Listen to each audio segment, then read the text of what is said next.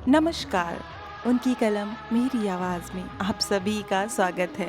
आइए सुनते हैं कहानी सीता जब वन नहीं गई, जिसे लिखा है डॉक्टर संगीता झा जी ने। पहले मैंने इस कहानी का शीर्षक बेचारी सीता सोच रखा था, पर फिर सोचा सीता और बेचारी कैसे? उससे ज़्यादा स्वाभिमानी और जिद्दी कोई औरत तो हमारे महाकाव्यों में हुई ही नहीं।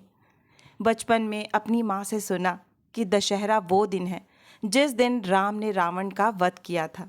रावण को दशहरे के दिन जलाने का अभिप्राय भी यही है कि सारी बुराइयों को जला दो और एक नए जीवन की शुरुआत करो। उसके बाद दीपावली के दिन राम सीता के साथ वापस अयोध्या आए थे। थी तो वो अमावस की रात। दीप जला उनका स्वागत किया था अयोध्या वासियों ने। तब से आज तक राम आने की खुशी में हम अपने घरों में दिए जलाए जा रहे हैं। ये सब जानकी देवी अपने दोनों नाती को सुना रही थी और वे दोनों भी बड़े ध्यान से आगे कहकर सुनते जा रहे थे। थक कर जानकी देवी ने कहा, आगे अब कुछ नहीं, और उन्होंने अपनी कहानी समाप्त की। नाम था उनका जानकी। माँ बाप ने सीता के नाम पर रखा कि कोई राम उन्हें महल में ब्याह कर ले जाएगा। उनके रूप और गुण के किस्से सारे गांव में मशहूर हो गए। ब्याहने आए भी राम स्वरूप और ब्याह ले गए। वो तो राम ही थे, लेकिन वो सीता नहीं बन पाई। ब्याह के बाद उनकी नौकरी बम्बई में लगी और उन्होंने उनसे साथ चलने को कहा, लेकिन वो अपने बीमार दशरथ और कौशल्या यानी सास ससुर को छोड़ ना जा पाईं। काश उन्होंने भी सीता जैसी हिम्मत दिखाई होती और सब कुछ छोड़ अपने राम के साथ वनवास के लिए चली गई होती।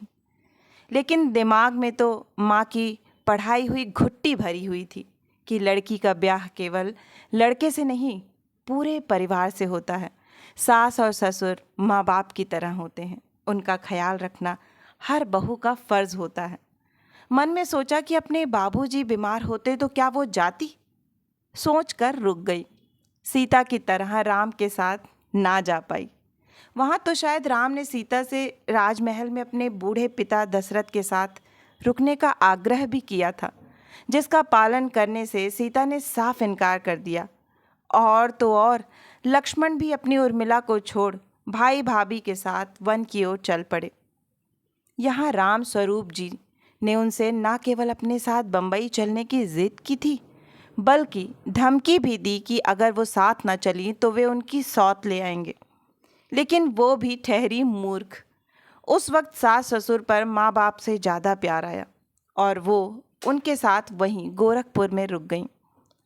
सास समझाती, रामचरितमानस पढ़ो, कुछ सीखो, सचमुच की सीता बनो। ये मन में सोचती कि रामायण की रचना तो महर्षि वाल्मीकि ने की थी। उनका हृदय एक क्रोच पक्षी के जोड़े के विछोह को देख इतना व्यथित हुआ कि उसी मन स्थिति में उन्होंने रामायण का निर्माण कर दिया। क्या वे उर्मिला यानी लक्ष्मण की पत्नी का दर्द नहीं समझ पाए? इस कलयुग की जानकी अपनी जिंदगी की तुलना उर्मिला से करती। जब लक्ष्मण अपने भाई भाभी के साथ वन गए तो उर्मिला को अपने माँ के पास छोड़ गए। उर्मिला बेचारी तो एक कुसुम कलिका की तरह राजा प्रसाद के किसी कोने में 1-2 नहीं 14 सालों तक विरह वेदना में तड़पती रहीं। उर्मिला की तरफ से तो केवल वाल्मीकि नहीं, तुलसीदास जी भी निष्ठुर हो गए। दोनों ही ग्रंथों में उर्मिला के त्याग का कोई उल्लेख ही नहीं है। उनका सोचना था पूरे त्रेता युग में सीता से ज़्यादा मजबूत, स्वाभिमानी और अपनी शर्तों पे जीने वाली कोई स्त्री थी ही नहीं। घर पर रखी रामचरितमानस पढ़ती और हर बार उनका मन 2 लाइनों पर अटक जाता। जानकी लघु भगनी सकल सुंदरी शिरोमणि, जानिके सो तनय दिनहि ब्याही, लख नहीं सकल विधि सन्मानी के। खुद तो थी जानकी, पर अपने में उर्मिला को देखती। सीता ने अपना स्वाभिमान, अपनी हठ धर्मिता पूरे रामचरितमानस में दिखाई। उस काल में भी स्वयंवर रचाया गया, रावण का परिहास किया। विवाह के जब पति को वनवास हुआ तो खुद भी बीमार ससुर को छोड़ साथ चली गईं। पति और देवर को उस मृग के पीछे दौड़ाया, मतलब यह कि अपनी इच्छा का पूरा सम्मान किया। लक्ष्मण रेखा लांघी क्योंकि उन्हें लगा कि पति की आज्ञा से कहीं ज़्यादा एक भिक्षुक की भिक्षा है। अपने मन की ज़्यादा सुनी, और यही नहीं, हनुमान जी को लंका से यह कहकर लौटाया कि जब श्री राम उन्हें लेने आएंगे तभी वे जाएंगी। क्या कलयुग की जानकी ये सब कर पाई? विवाह के बाद केवल 4 दिन ही पति के साथ रहे और पेट में अपनी निशानी छोड़ गए। बगल में ही पति के लंगोटिया यार लक्ष्मण प्रसाद यादव रहते थे। घर पर तो कोई लक्ष्मण था नहीं। इससे सास ससुर बहू की तबीयत खराब होने पर बगल वाले लक्ष्मण को ही बुला लाए। बार बार क्या करती, और खून की कमी से गुलाबी से सफ़ेद हो गई जानकी भाभी की हालत उस लक्ष्मण से देखी नहीं गई। वे ही उन्हें डॉक्टर के पास चेकअप के लिए ले गए। पति को कई चिट्ठियां लिखी गईं। उन्हें मिली भी या नहीं इसका कोई प्रमाण भी नहीं था। वो नहीं आए। तब उन्हें पिता की बीमारी का तार दिया गया। जब राम स्वरूप घर पहुँचे उसी दिन लक्ष्मण जी उन्हें पास के अस्पताल जांच कराने ले गए थे। उन्हें उदास देख उनके चेहरे पर हंसी लाने के लिए सचमुच के लक्ष्मण जी ने अपनी जानकी भाभी के लिए बिंदिया, टिकली और चूड़ियाँ खरीद दी। घर पहुँच राम जी ने सीता के लक्ष्मण के साथ बाहर जाने पर आपत्ति जाहिर की। माता पिता ने बहुत समझाया, लेकिन उन्होंने तो अजन्मी संतान को भी अपना नाम देने से मना कर दिया। दूसरे ही दिन बिना जानकी से बात किए वो वापस चले गए। सीता को राम जी ने धोबी के कहने पर निकाल दिया, अपना राजधर्म निभाने के लिए। लेकिन यहाँ तो राम स्वरूप खुद घर छोड़कर चले गए। पता नहीं कौन सा धर्म निभा रहे थे, लेकिन माता पिता ने जानकी का साथ दिया और पोते के जन्म पर खुशियाँ भी मनाई। यहाँ उन्हें अपने और सीता के भाग्य में कुछ समानता लगी।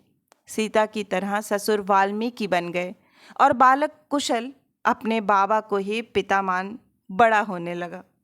दूसरी ज़रूरतें लक्ष्मण चाचा पूरी कर देते थे। जानकी जी थोड़ी पढ़ी लिखी थी, इससे बेटा बड़ा होता गया और वो गांव की महिलाओं को साक्षर और स्वाभिमानी बनाने में लगी रहीं। सीता ने पति का घर छोड़ा तो कभी पलटकर वापस आने की ना सोची।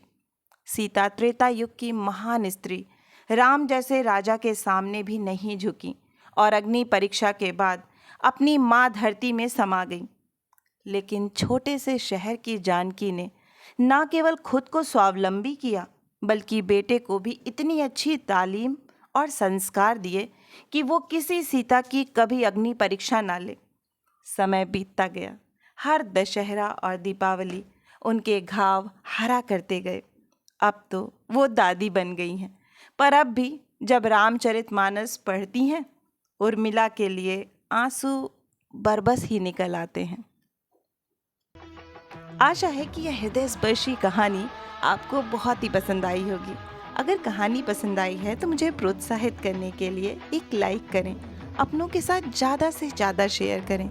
नीचे कमेंट बॉक्स में कमेंट करके बताएं कि आपको कहानी कैसी लगी। और अगर आप इस परिवार का हिस्सा बनना चाहते हैं तो इस चैनल को सब्सक्राइब करें और हाँ, नोटिफिकेशन बेल ज़रूर दबाएं, जिससे आगे आने वाली हर कहानियाँ आपको समय पर मिलती रहें। फिर मिलती हूँ एक नई कहानी या कविता के साथ। तब तक के लिए आप सभी का कहानी सुनने के लिए बहुत बहुत धन्यवाद।